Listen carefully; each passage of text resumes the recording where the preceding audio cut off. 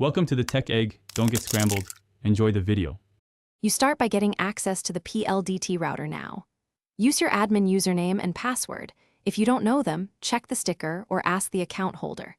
Once connected to the home Wi-Fi or via LAN, open a browser and go to the router IP.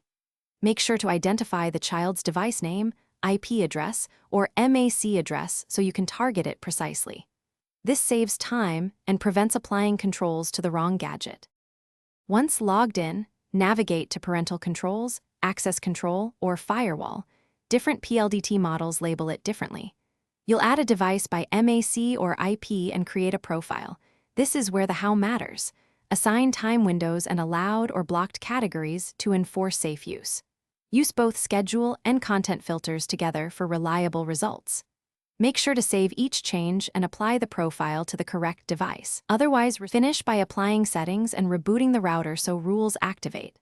After reboot, verify the child device follows schedules and blocked lists. Attempt a restricted site to confirm. If the router lacks granular filters, consider using alternate DNS filtering or a parental control app on the device instead. If rules disappear or devices can bypass blocks, make sure firmware is updated and the admin password is secure. If issues continue, you may need to reset credentials or contact Pldt support for model-specific guidance.